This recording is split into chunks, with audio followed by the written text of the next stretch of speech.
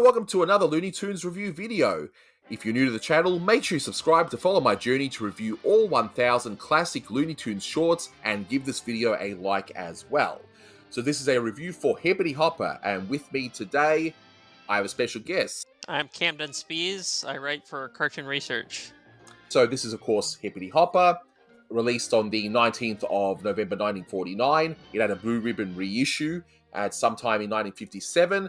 It's the 573rd in the series, and it's directed by the great Bob McKimson. If you need to watch this short, because it is a copyrighted short, which I can't play in full on YouTube, you can find it on the Looney Tunes Gone Collection Volume 6, although a better copy can be found on the Looney Tunes Superstars Hippity Hopper set, but I'll have links to both sets in the description below. A mouse as big as me. Oh, that's a killer. Oh, that dopey mouse. He's a comic. But with the synopsis, in case you haven't seen it anyway, and I know some of you might think if you've seen one Hippity Hopper short, you've seen them all, but no, this one's a little bit different. So a mouse is about to end it all, but he's actually saved by Hippity Hopper, and so the mouse comes up with a plan to have Hippity Hopper go up against Sylvester, and for the rest of the cartoon, we see Sylvester just getting his butt kicked by Hippity Hopper, and of course we also have the bulldog who doesn't believe him. Come on, cat.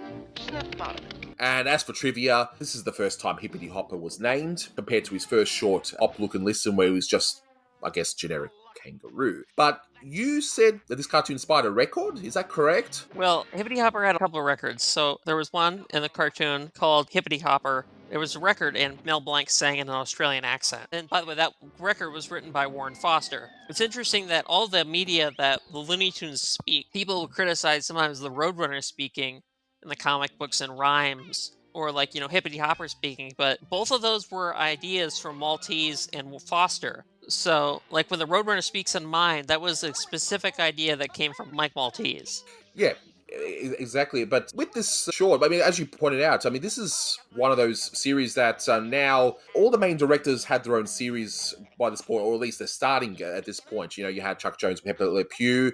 We, of course, have now the Roadrunner series. And McKimpson, of course, has Foghorn, but now we're going to see a lot of Hippity Hoppers. I think about 11 were made. And, I mean, what do you think of these in general? I actually like them. I know some people don't like them, but I think that Robert McKimson was a very powerful director. I think that Robert McKimson gets the bum steer, and I think that Robert McKimson was a really excellent director. The problem is McKimson got a lot of bum steer deals. For example, if anyone's read my interview with Robert McKimson Jr., McKimson was not a fan of when he was working at Warner Brothers, that latter period, and he kind of got the bum steer. Like, for example, things like Cool Cat and Merlin the Mouse, he was thrown at that, and he was, they specifically asked, I want Daffy and Speedy, we're going to give you a low budget, you can only use a certain number of gags. And I think that McKimson was an excellent director on par with Frizz and Chuck, and I think this is an example of that. Oh, yeah. I like these cartoons actually probably even more than Pepe Le Pew. I can understand that. I do like Pepe Le Pew, though, but I actually think I like these even more. I don't know, I just do. I think that they're interesting. I think for me, I do lean towards more of the Hippity Hoppers, I would, now that you mention it, compared to, say, Pepe Le Pew, because there's at least a little bit of variety. Like, some of the shorts, of course, are like this, where you got the Bulldog and Sylvester, but then you got others with Sylvester Jr., and I love those ones because I'm a dad, right? So, and I have a son, and he's, of course, asking all these questions. He's looking up to me, his dad. And does he put a bag over his head, though, when he's embarrassed? Not yet. Maybe soon. Maybe soon. Let's have a chat about this specific cartoon, because I quite like this one. I hadn't seen it for a long time, and what struck me about this was the moody opening. The whole moody opening was literally reworded word for word in the Hippity Hopper record that was on the Bugs Bunny and Friends, which Hippity Hopper is actually on the cover. And it has like a really Chuck Jonesy design, the cover of the record does. I imagine Greg Ehrbar talked about it on Cartoon Research. What struck me about this opening is just how, in a few shots, it looked like there was multiple layers. And this is the sort of thing you would think that, something from Disney, who would have, the multi-plane camera with many different layers. And here there's a shot or two where it looked as though they had a multi-plane setup, and it just looks really, really nice. It just stuck out to me. I don't know. I thought that was incredible. That's a very realist background too for a Warner Brothers cartoon. Exactly right, and I love the setup. I actually think it's a great little setup. You know, the mouse is of course wanting to end it all. He's not having much luck with Sylvester, and he's just Yeah, great given up. children's record material.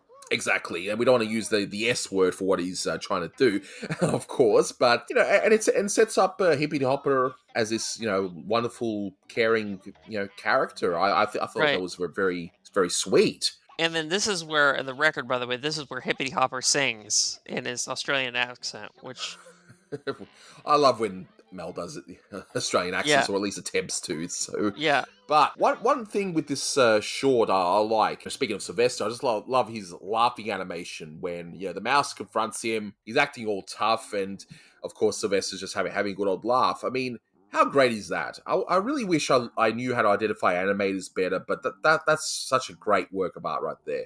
It's I wish amazing. I did too. It's so Now, good, especially with Sylvester's teeth and exaggerated arms and hands. It's so fantastic. I love it. I think the most exaggerated poses would probably be by Scribner. I'm not sure if Scribner. I know he did work for McKimson at one stage. Some of the animators are easy, but John Carey seems like a hard animator to identify. I think so. I happen to agree with you, but I'm sure we can agree that there has one interesting joke in the beginning that some people it might go over their heads. The sorority house, the sign, Right. Edda beta. I don't know the Greek alphabet like that, but Edda beta pi. So it's of course a play on eat a bit of pie, which I thought that was because I had to sort of pause the cartoon and go, wait a minute, hang on. Oh, wait. I get it now. Eat a bit of pie. Okay. I get jokes. I like it. And of course, they go through the sorority house. We hear all those girls screaming. And it's like, well, do we really have to go through the sorority house? I don't know why, but oh, well, it's in there. I mean, what did you think of that weird I thought it scene? was funny. I also want to talk about Foster's obsession with kangaroos. Yes, Because Warren please do. Foster, a boxing kangaroo wasn't anything new. I gotta ask, from Australia, do kangaroos really look like they're boxing? Because that's what the stereotype comes from. It's more just, I guess, that because the hands are Yeah, up yeah, in the mid body, so it's kind of like when you're a boxer entering the ring I guess tap the other boxer's gloves in the beginning of a match. I think that's yeah. the sort of pose. Maybe that's where they got it from. But no, I can confirm that they do not wear boxing gloves. I mean, that I I can think by confirm. this he had this upset. He used kangaroos, and then he used the same ideas at Hanna Barbera with, like, where they would use the boxing kangaroo. I think there's a Pixie and Dixie cartoon based on a boxing kangaroo. I know that Foster definitely wrote, and then also the Flintstones with Hoppy in season Yep. 5. That was the idea of Hoppy came from Warren Foster. Oh dear, yeah. That would make a lot of sense.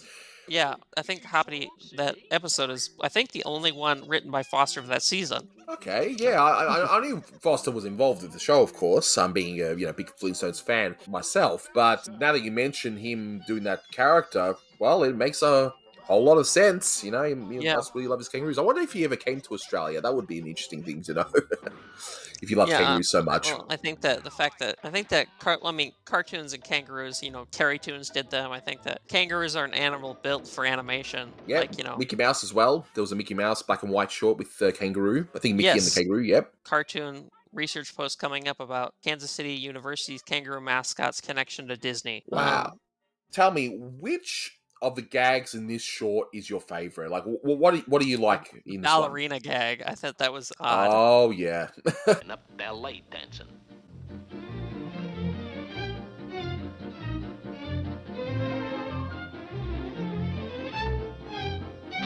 Or as a 21-year-old, I think the sorority, jumping through the sorority was funny too. Yes. Yeah, and speaking about the ending, I just love. I mean, first of all, I love Mel Blanc's voice of this bulldog. I've always enjoyed it, and he's done it in a few cartoons as a bulldog. Come on, Cat. Snap out of it. Look, Cat, we all got a job. I keep burglars out of here. You gotta keep mouses out. And it don't look good for no cat to be thrown out of the house by no mouse. So get in there and throw out the mouse. It's just different from the usual, growling bulldog. Here is it just has that voice. It's just so good, I for think the that's when character. like they use that also in like It's Hummer Time Yep. and the cartoons with that cat that looks like Sylvester, but he's not, which you Yes. almost imagine whether or not they would have used Sylvester if Sylvester had been formed like he is now. Yeah, If they do this cartoon now, they would have used Sylvester probably. I would say so, yeah.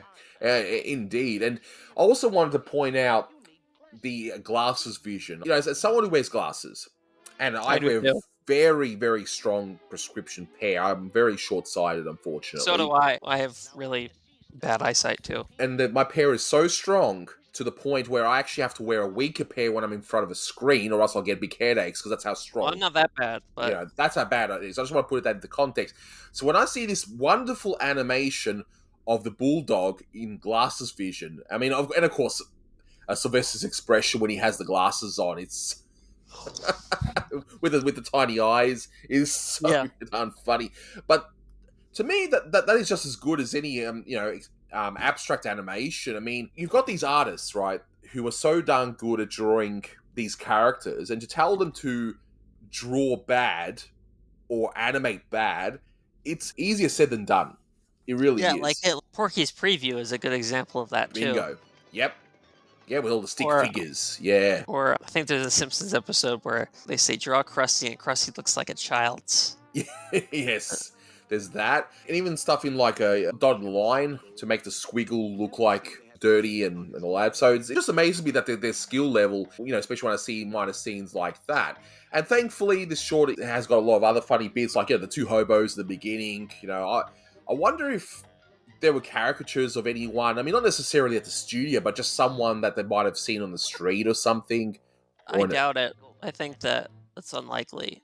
Just to slowly wrap this one up, I mean, do you have any final thoughts on the cartoon itself? And what would you rate this one out of 10? Well, seeing that this is the first one I've done, so I've done of these with you, so I have nothing else to compare it with, I would say a 10. But 10 out of 10. I think this is probably one of the best Hippity Hopper shorts. It's definitely up there. Yeah. I think that this, and I also like the first one, and I kind of like the one with Sheldon Leonard too, just because it's so weird. Yeah, and which I'll be getting towards as well. I mean, for me, this one, I give this one a 9 out of 10. It's a wonderful cartoon, and like you said, yeah, it's one of the best Hippity Hoppers. And I find that even as McKimpson career progressed, and of course the budgets get slashed later on, a few of those ones aren't too bad either, although I still say his later Foghorns are probably his best work in that period, among his one-shots that he did, Bartholomew versus the Wheel and that sort of stuff, I think. So there are a couple really good Hippity Hoppers, because I just like the one with Sheldon Leonard just because I do. I think that's actually better than the other version of that with Foghorn Leghorn. For sure. So we'll wrap up this review here. I really appreciate you coming on, and I hope to do a lot more with you in the future to get these wonderful new insights on these cartoons. So you should get Bob McKimson Jr. to do one of these with me. Well, I would love to have him on, so if we can make that happen, we'll get him on one of his dad's shorts for sure. Absolutely. He'd do it, I'm sure. He's done podcasts with me before. Well, let's make that happen. So, guys, thank you so much for listening, and until next time, take care. Well, I see you got your ears pinned back. Come on, cat. We're taking up ballet dancing.